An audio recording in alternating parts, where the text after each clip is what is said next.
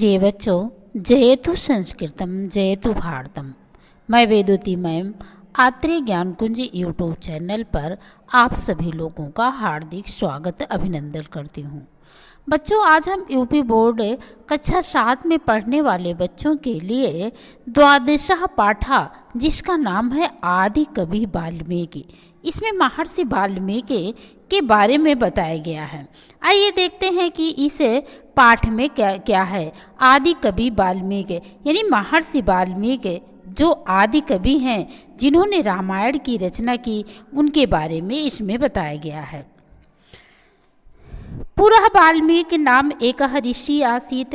पुरः माने पहले, वाल्मीकि नाम के एक ऋषि आसीत माने एक ऋषि थे। बहुत पहले वाल्मीकि नाम के एक ऋषि थे। एकदः मार्गे सह व्याधेन विद्यम एकम क्रौच पक्षिणम अपश्यत।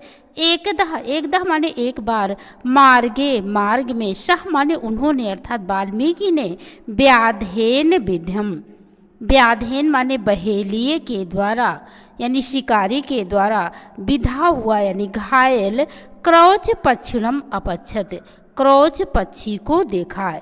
एक बार मार्ग में जाते समय उन्होंने बाण से बिंधे हुए एक क्रौच पक्षी के जोड़े को देखा। सहचरस्य वियोगेन व्याकुलतः क्रौचः उच्चैः क्रन्दनम् अशृणोत। सहचरे माने अपने साथी के, वियोग में, अपने साथी के वियोग में, व्याकुल हुई, क्रौंचः उच्चैः क्रन्दनम् अशृणोत। क्रौंची पक्षी के ऊंचे माने ऊंचे स्वर में, क्रंदनम माने रोती हुई, अशृणोत माने स्वर को सुना। एक बार महर्षि वाल्मीकि रास्ते में जा रहे थे, तो मार्ग में जाते समय उन्होंने क्रौच पक्षी को देखा, जो कि बहेलिए के बाण से बिधा हुआ था, और उसकी जो क्रौची पर थी, उसकी जो सहचरी थी यानी हंसनी, वो व्याकुल हो गई और जोर जोर से चिल्लाने हो लगी। तत् माने उसको, श्रुत्व माने सुन करके, तस्यः दयनीयः दशा दृष्ट्वा, और उसकी दयनीय दशा को देख करके, उसको सुन करके और उसकी दयनीय दशा को देख करके, कारुणिकः ऋषि द्रवितो अभूत। ऋषि देख करके ऋषि का हृदय पिघल गया। द्रवीभूतो माने पिघल गया। कारुणिक माने करुणा से युक्त जो ऋषि थे, उनका हृदय पिघल गया। क्रौची क्रंदनात् जातः ऋषि शोकः श्लोक रूपेण तस्य मुखात् यो निर्गच्छत। क्रौची क्रंदनात्, उस क्रौची यानी हंसनी के, क्रंदनात् माने विलाप से, जातः माने उत्पन्न, उस क्रौच पंछी के क्रंदन से उत्पन्न ऋषि शोकः, ऋषि का जो शोक था, श्लोक रूपेण, श्लोक के रूप में, तस्य मुखात् यो निर्गच्छत, उनके मुख से निकल पड़ा। क्या श्लोक था? माँ निषाद। इसमें बहुत थोड़ा सा दिए गए हैं और इसका पूरा श्लोक है। माँ निषाद प्रतिष्ठाम त्वं गमः शाश्वती समः यत् क्रौंच मिथुनम देवकम वधि काम मोहितम। जिसका अर्थ है कि हे निषाद, हे बहेलिए, तुम बहुत दिन तक प्रतिष्ठा को यानी शांति को नहीं प्राप्त कर सकोगे, क्योंकि तुमने इस हंसिनी के जोड़े में से एक जोड़े को तुमने मार दिया, जो काम मोहित था, और इस निर्दोष की हत्या करने से आपको शांति बहुत दिनों तक नहीं मिलेगी। यहाँ पर पूरा श्लोक देना चाहिए था, लेकिन पूरा श्लोक नहीं दिया गया है, बहुत थोड़ा सा दिया गया है। आगे देखते हैं कि इसमें क्या है। ऋषि कवित्व विज्ञाय ब्रह्मा आकाश बाण्यः आदिशत। ऋषि माने वह ऋषि अर्थात वाल्मीकि, कवित्व विहाय, वाल्मीकि कवित्व को जान करके ब्रह्मा ने आकाशवाणी के द्वारा आदिशत माने आदेश दिया। ऋषि के कवित्व को जान करके ब्रह्मा ने आकाशवाणी से आदेश दिया। क्या आदेश देते हैं? हे ऋषि कुरु रामायणम काव्यम। कुरु माने करो, रामायणम काव्यम, रामायण काव्य की रचना करो। हे आप रामायण काव्य लिखे, रामायण काव्य की रचना करें।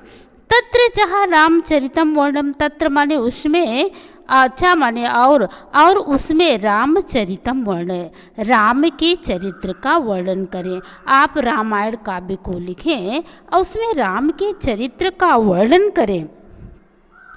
येन रामस्य पूर्णं चरित्रं विदित्वा लोकः सन्मार्ग अनुसरणं कुरु। येन रामस्य पूर्णम चरित्रम, येन माने जिसके द्वारा, रामस्य माने राम के, पूर्णम चरित्रम पूर्ण चरित्र को विदित्व माने जान करके, जिससे राम के चरित्र के पूर्ण को जान करके, राम के पूर्ण चरित्र को जान करके, लोक माने संसार, सन्मार्गस्य अनुसरणम कुरु, सन्मार्ग का अनुसरण कुरु माने करेगा।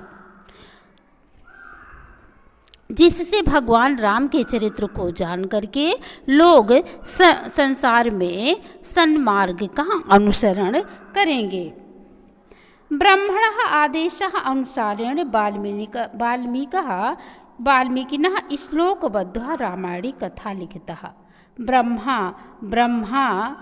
ब्राह्मणः आदेशः अनुसारणम, ब्रह्मा के आदेशः अनुसार वाल्मीकि के द्वारा श्लोक में बद्ध रामायणी कथा लिखिता, रामायण की कथा लिखी। ब्रह्मा का आदेश पा करके मुनि ने श्लोकबद्ध रामायण की कथा लिखी। सयो वाल्मीकि रामायण नामना प्रसिद्ध, सो मन जो वाल्मीकि के नाम से प्रसिद्ध हुई। एक बार यहाँ से आप फिर से देख लीजिए। पुरा वाल्मीकि नाम एक ऋषि आसीत, बहुत पहले वाल्मीकि नाम के एक ऋषि थे। एकदा सह शिष्य सह स्नातुम तमसा नदी तीरम अगच्छत, एक बार वह स्नान करने के लिए तमसा नदी में के किनारे जा रहे थे। एक बार वो स्नान करने के लिए अपने शिष्यों के साथ तमसा नदी के किनारे जा रहे थे। मार्गे सा व्याधेन विद्यम एकम क्रौच पक्षिणम अपश्यत, और मार्ग में बाण से बिंधे हुए एक घायल क्रौच पक्षी यानी हंस के जोड़े को देखा।